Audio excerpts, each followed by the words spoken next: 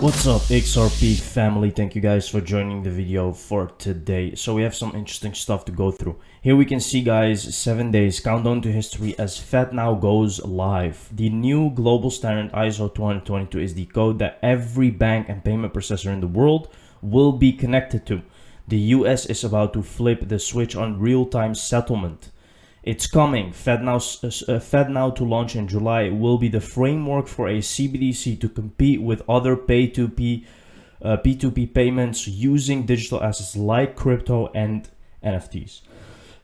This is a very interesting video, but I will not show you everything, guys, as we have other videos to show you. This is basically how they advertise that payments are going to change. And we, of course, know that FedNow is working with Ripple and is using the technology as well. They mention it many times, and they also have a partner, Volanti Technologies, which is connected to Ripple. You can all look that up, and this was already known. But here you can see, guys, that it's going live. The world today looks very different than it did a decade ago. Smartphones and high-speed internet access have changed how quickly we expect to pay for the things we need. There are already services that let people make payments that instant payments. One that can scale is now. That's why the Federal Reserve's work is for US, regardless of size, to offer instant payments to its customers. With the FedNow service, funds will settle between financial institutions. Resiliency. So you can see, guys, just a basic advertisement where they show you how they're going to make payments much better for the future. So here we can see, guys, I believe the plan was for Gary to continue the Bitcoin Ethereum monopoly plan employed by Clayton Hinman. I think the XRP army dropped an atom bomb on that plan. Now, I know that digital asset investor is very respected and this guy always is working very hard for the community, but I do not agree with what he's saying here, guys. How could the FedNow service working via another company with Ripple, and then there's something like this going on in the SEC? Guys, I think these guys really knew already that what XRP will be in the future, and they already knew what Ripple would be. I think that this was all planned, guys. There is no other way. You're talking about high-level people which know exactly where things are headed.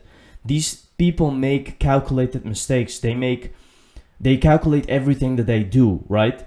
I do not think that they would make such a big mistake with Ripple, knowing that Ripple doesn't have any bad things going on and knowing that they have disrupted the payment system. So I do not completely agree. I do not completely see how they would have done this. And of course, I still think that ETHgate is a thing, but there's just too many weird things going on right now.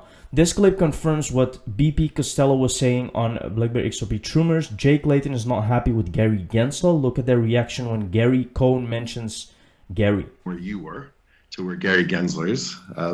There's no, I think we'll get no dispute in this room that there's a difference between the two of you, the way you handle the SEC. Gary's clearly out there pushing sort of the limits of the SEC.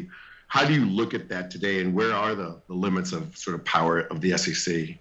And then we're going to bring the real expert in to talk about it from a constitution standpoint. Okay. Well, look, I would say that 90% of what the SEC does, and Dahlia will confirm this, is daily blocking and tackling, and the SEC does that well. What we're really talking about here is rulemaking and the extent of regulation. And I'm on record. I think that the SEC's proposal around climate disclosure goes well beyond the bounds of the SEC's both authority and expertise. So you can clearly see here, guys, they think Jake Layton is not happy with Gary Gensler. But what is really going on, right? It's hard to know. CBDC will be mandatory for everyone. See, and this is another thing, guys. There's bigger things involved here. The IMF has mentioned Ripple many times, and they're also working towards this global CBDC platform. You really think that people at the SEC or in America, the high-level people, know about this and they're gonna sue Ripple for no actual reason, and they know they're gonna lose? Because, come on, let's look at the facts, guys. Ripple is a very well-established company.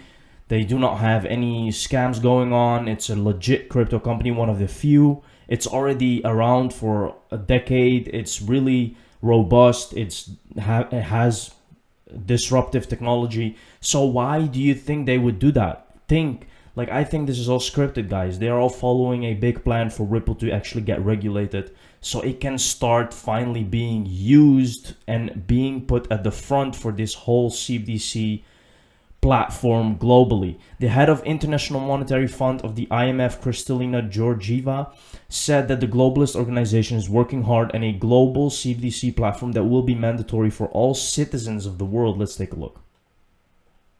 That if we are to be successful, CBDCs could not be fragmented national propositions. To have transactions more efficient and fairer, we need systems that connect countries. In other words, we need interoperability. And for this reason, at the IMF, we are working hard on the concept of a global CBDC platform to trade and to manage risks. And my colleague, Tobias Adrian, will talk more about it later. That if we... Here you can see, guys, global CBDC platform. The elites tell you before they do something in plain sight. When systematically more important people speak, you should listen. They are the ones who run the show after all. And this is exactly what I'm talking about, right? If the elites are really running the show, why would they actually sue Ripple? And like, I'm not saying SEC are elite people, but it's just one of the higher entities in America itself, right? They really are in charge of a lot of things. So you have to think for yourself, guys, what is really going on here. And let's take a look at this video. I think this guy breaks it down very, very well. Let's take a look here. Okay, let me blow everybody's mind to you all real fast. Pay attention, devil's in the details, proving to you all that digital assets that provide real world utility will survive this purge, as confirmed by these elite market participants that are systematically important. This gentleman right here on May 30th, 2023, who is it? Tom Z, Chief Innovation Officer at Swift. That is going to play a majorly important role. Listen to what he has to say real fast. Sorry about the audio. Pay attention. We really tried to figure out how we can help. We decided to focus our efforts on interoperability. So here he says, pay attention, guys. He says interoperability. I just showed you the other video here from the IMF talking with the same words, saying we are focusing on interoperability, global CBDC platform. Then this guy, Chief Innovation Officer at Swift, is saying exactly the same things. See how this is all an agenda. This is actual proof, guys. If you do not believe it, you are really deluded. Let's take a look. And the interlinking between the existing payment rails that we have today and the new evolving digital asset networks that will be coming with the launch of the CBDCs.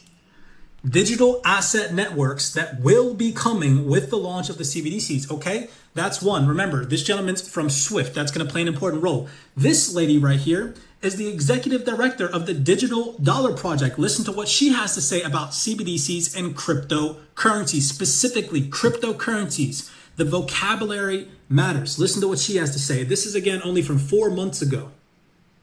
They're also outcome driven.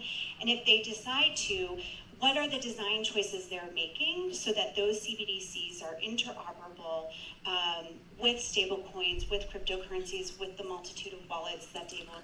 Again, lady from the Digital Dollar Project, interoperable with cryptocurrencies, CBDCs with cryptocurrencies, devil's in the details. So now you have Swift confirming. You have Digital Dollar Project, who's directly connected to the Federal Reserve, confirming. Now here we have the Atlanta Fed. This is from 6 months ago. Payments word of the year, talking about where their attention was. And you can see the word interoperability right. I showed you this before, guys, this graph. I showed this on my channel a couple months ago. You can see that the word of the year was interoperability. And I've told you this so many times before. Listen how these people talk. They all say the same stuff.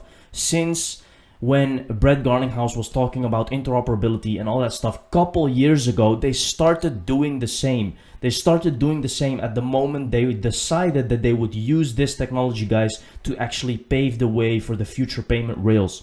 And they have been doing this so many times. It's in front of your eyes. You can really see the next decade, the next 5 years, they are going to launch this digital asset space, combining with cryptos. You will have your wallet online. All these things are being completed as we speak. It will take some time and it will not go very fast, but it's really on the brink of happening. And if you are sleeping, you will definitely miss out on the biggest wealth creation opportunity in front of you guys. Believe me, you do not want to miss this. And I've shown you so many times, proof. This is all proof, by the way. This is not speculation, because you can clearly see people of Swift, digital dollar project. You can go to the Bank of England, see who they're working with. It's all in front of you guys. You just have to open your eyes. Thank you very much for watching this video. See you next one. Cheers.